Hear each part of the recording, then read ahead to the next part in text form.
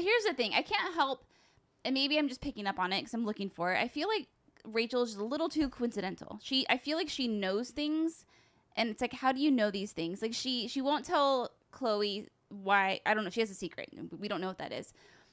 Do you think she has powers? Do you think? Oh, good. I was waiting for someone to bring this up. Do you think she has anything at all? She 100% has powers. It was really the last one of the last moments that you see with her. Yeah, is very supernatural. In the last she sets a photo on fire, and then the photo sets this tree into she sets like a garbage can. Yeah, and then she screams and like wind bellows out. It's like she screams, and the sound that comes out of her mouth is like this banshee shriek. It really is. Yeah. But it's like she just kind of like shows up and she's like, I'm gonna befriend you, Chloe, and we're gonna do awesome things together. And if she's like this girl that has everything, why does she need a Chloe? Maybe we'll learn. And she's saying weird things like, I can't tell you, I don't know. And she's a banshee screecher. Something's up with her. I think she has some clue of what's gonna go down. So I have an idea. I 100% think Rachel has powers, and I think her needing Chloe is because the powers that she has are not something that she can use herself to get what she wants. Like, I think her powers, like a genie. Well, no, I think her powers are like a little more like I manipulate people and things into doing what I want them to do. As in everyone loves her. She's a star student. Like people are tripping over themselves to like the drama teacher compliments her. Chloe is like instantly in love with her. And I think that her powers are foreshadowed by the way that Life is Strange Before the Storm is using the Shakespeare play, The Tempest. So tell me about The Tempest. I've read a lot of Shakespeare, but I do not remember this one. So the plot of The Tempest is Prospero, the like rightful ruler of this land, gets shoved out of this land by his brother and exiled with his daughter Miranda to an island. And on the island, the only thing he brought with him were a bunch of books. So he reads all these books and becomes this like powerful sorcerer. And he lives there with his daughter and a spirit, Ariel, that willingly does his bidding. And Caliban, the leader of some tribe on the island, that he's basically made his thrall and is bullying him around. And Caliban, throughout the whole play, is like talking about like, I want to kill Prospero, like talking about doing evil to him and how he's stuck because of Prospero. And Prospero finds out that his enemies, including his brother and his brother's son, are on a boat nearby his island. So he summons the Tempest, shipwrecks everyone, and they end up on the island. And Ferdinand, the son of, I think it's like his brother's son or something. I forget the actual relation. But this boy Ferdinand comes and falls in, and like sees Miranda, and Prospero sort of orchestrates them falling in love, but then pulls back and doesn't want them to fall in love too fast. And then finally is like, okay, sure. And then like really, really gets them to like hook up and fall in love with each other. And Caliban convinces a drunken sailor who he thinks is a god to help him try and kill Prospero. And then Ariel, the spirit, goes and kind of like fucks with everyone. So everything that happens on this island and on these relationships that form and break and these people that are in thrall are all because of Prospero. He is like the Tempest maker. He's the person who's in control. And in Life is Strange Before the Storm, they're putting on the play The Tempest, and Rachel is playing Prospera. So she's playing a gender bent version of Prospero. And the way that and you can see that she has, all these people like falling for her, like doing her bidding, and Nathan plays Caliban. So he's already playing her thrall, and Caliban wants to kill Prospero and plots to usurp him, and Nathan is the person who eventually kills Rachel. So we already see like that dynamic sort of foreshadowed with the Tempest.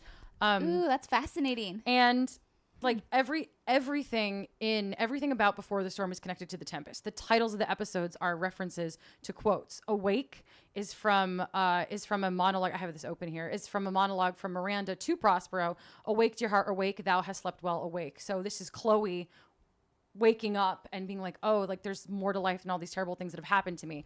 Brave New World, the second episode, Brave New World, that has such people in it. Like this is clearly an ensemble play, so and an ensemble cast. So all these people are coming together around Chloe, around Rachel. And then the last one, Hell is Empty, is a very, very often quoted, hell is empty and all the devils are here.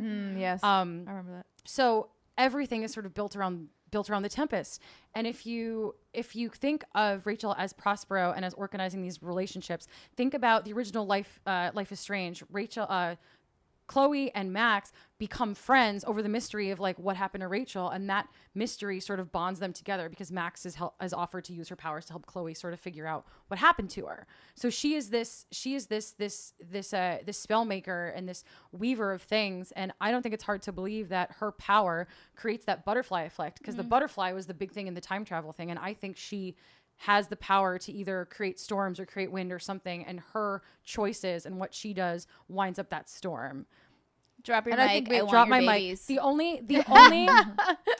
and then there's like the whole symbolism with the raven as like a harbinger of bad news. If you're in the scene where Chloe is dreaming and in the car with her father, there's a Tempest poster sitting in the seat in front of her, and you see Rachel as Prospera, Nathan is Caliban, and between them is what looks like Chloe with a raven's head over her eyes covering her face. And then you see the raven show up when Chloe's like sort of in important moments where you're like, this is a moment where I should remember. The only thing I can't, because I like thought about the Tempest and I thought about Life is Strange, and I'm trying to make all of these parallels, and the one thing I can't seem to guess at is who the woman at the end of the episode sitting watching the tree burn and smoking and smiling. We don't see the top of her face, but that's clearly the woman that was with her father in the scene, because you can see the tattoo on her arm. So I don't know. I'm trying to see, is there anything in the Tempest that can maybe foreshadow who she is, what's going on? I don't know. I did a lot of crazy research. That about was this. amazing. Thank you for sharing that. No, it's really interesting. And like Life is Strange had its great allusions to like Twin Peaks and other stuff. But like Before the Storm really, really, really plays into allusions to the Tempest. And I love that shit. Yeah, that's actually pretty fascinating. I actually was part of the sound crew on the Tempest in high school, but I didn't pick up any of that. It's a tragic, Shakespeare's it's a tragic dense, comedy. yeah. Yeah. So Yeah. it's like not totally bad. No, I just meant like I didn't connect the two, like make all these connections Yeah. that you just made. I didn't even think about it. I'm interested to see how, like, specifically the relationship between Rachel and Nathan and how that plays out, because Caliban like does interact with Prospero a lot, and then in the end Caliban gets his comeuppance and he gets freed actually, but it's not in a positive way. It's like all these bad things happened and now he's free. And like at the end of the original Life is Strange, Mr. Jefferson gets whatever, and Nathan is kind of like free to stop. He's no longer in this dark cycle, and he can sort of go because I would think he reveals like Jefferson pressured him or something, so he can go. So it's interesting how Deck 9 has sort of taken Life is Strange and tried to fit that in with this, and then sort of built out from it, which is Brilliant. so freaking cool. Man, That was deep. super excited for I was a episode Shakespeare 2. master.